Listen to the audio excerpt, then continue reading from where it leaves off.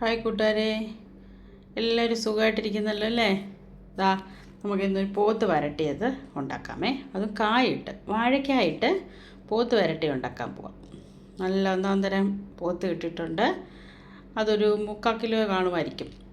ഒരു വാഴയ്ക്ക എടുത്തു, ഉള്ളി, സവാള അരിഞ്ഞത്, പിന്നെ പച്ചമുളക്, വെളുത്തുള്ളി, ഇഞ്ചി, വേണമെങ്കിൽ തക്കാളി ചേർക്കാം. ഞാനൊരു ഹാഫ് തക്കാളി ചേർക്കുന്നുണ്ടേ. അപ്പോൾ ഇതെല്ലാം കൂടി എടുത്ത് വെച്ചതിന് ശേഷം നമുക്ക് മല്ലിപ്പൊടി, മുളക് പൊടി, മസാല എല്ലാം കൂടെ മൂപ്പിച്ചെടുക്കാം. ഒന്ന് ചൂടാക്കണമേ. നന്നായിട്ടൊന്ന് ചൂടാക്കി അത് മാറ്റി വെച്ചതിന് ശേഷം നമുക്ക് ഈ പോത്ത് വരട്ടിയെടുക്കുമ്പോൾ നമുക്ക് അധികം വെള്ളം വേണ്ടല്ലോ. പോത്ത് നന്നായിട്ട് വേവുകയും വേണം. അത് കടുക് വറുക്കാനായിട്ട് അതിനകത്തിനോട്ട് നമുക്ക് പട്ട, 2 കഷ്ണം, ചെറിയ കഷ്ണം പട്ട, 1 ഏലയ്ക്ക, ഗ്രാമ്പു ഇതെല്ലാം കൂടി ഇട്ട് നമുക്കതിനകത്ത് എണ്ണയിലിട്ടൊന്ന് ചെറുതായിട്ട് മൂപ്പിച്ചെടുക്കാം. പിന്നെ കറിവേപ്പിലയും കടുകും പച്ചമുളകും ഒക്കെ ഇട്ട് ഇഞ്ചി വെളുത്തുള്ളി എല്ലാം ചതച്ചതിട്ട് വഴറ്റിയെടുക്കും. പിന്നെ സാധാരണ നമ്മൾ ബീഫൊക്കെ വെക്കുന്ന പോത്തൊക്കെ വയ്ക്കുന്ന പോലെ തന്നെ ഉള്ളിയൊക്കെ ഇട്ട് ഉള്ളി നന്നായിട്ട് വഴറ്റിയെടുക്കണം. ഉള്ളി നന്നായിട്ട് അങ്ങ് വഴറ്റി കഴിഞ്ഞിട്ട് നമുക്ക് കണ്ടോ, അതൊന്നും ചൂടാവാൻ വലിയ പാടാണ്. എന്നുവെച്ചാൽ ഈ ഇതെല്ലാം കൂടെ വഴറ്റിയിട്ട് പിന്നെ ഏറ്റവും ലാസ്റ്റിലാണ് ചേർക്കുന്നത് കേട്ടോ. ഇപ്പോൾ കായൊന്നും ഇടല്ലേ. കണ്ടോ, ഇത് നന്നായിട്ട് ഈ ഉള്ളി അങ്ങ് വഴറ്റി ആ ഉള്ളി ഒന്ന് മൂത്ത് കഴിയുമ്പം അതിനൊരു ബ്രൗൺ കളറാവും. അതുവരെ അത് നന്നായിട്ട് ഇളക്കി വഴറ്റിയെടുക്കണം.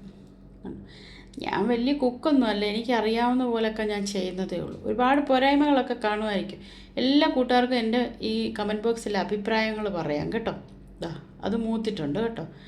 എനിക്ക് അറിയാവുന്ന രീതിയിൽ ഞാൻ ചെയ്യുന്ന രീതികൾ മാത്രമാണ് ഇതിനകത്ത് ഞാൻ കാണിക്കുന്നത്. എനിക്ക് അതേക്കുറിച്ച് കൂടുതൽ എന്തെങ്കിലും നിങ്ങൾക്ക് അഭിപ്രായങ്ങളുണ്ടെങ്കിൽ എന്നെ അറിയിക്കണേ. അതെല്ലാം മൂത്ത് ആ മുളക് പൊടിയൊക്കെ അതിലേക്ക് ഇട്ട് അത് പോത്ത് നമ്മൾ വേവിച്ചെടുക്കും. പോത്ത് നന്നായിട്ട് അങ്ങ് വേവിച്ചെടുത്തിട്ട് നമ്മൾ കണ്ടോ വെന്ത് തിളച്ച് വരുന്നേ.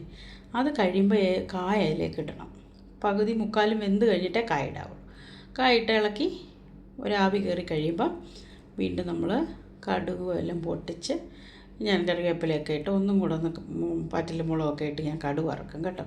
അതിൻ്റെ മണ്ടയ്ക്ക് കടുക് കിടക്കുമ്പോൾ കായും എല്ലാം കൂടെ കിടക്കുമ്പോൾ കണ്ടോ അതിന് നല്ല രസവുമാണ്, അതുപോലെ ടേസ്റ്റുമാണ് കേട്ടോ.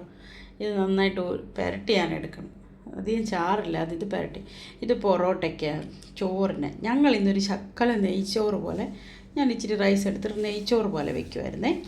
നിങ്ങൾക്ക് പൊറോട്ടയുടെ കൂടെ കഴിക്കാം, അപ്പത്തിൻ്റെ കൂടെ കഴിക്കാം, എന്താ ഇതിൻ്റെ കൂടെ വേണമെങ്കിലും ചോറിൻ്റെ കൂടെയും കഴിക്കാം കേട്ടോ. കണ്ടോ, പോത്ത് ഞാൻ പുരട്ടി റെഡി ആക്കിയിട്ടുണ്ട് കണ്ടോ.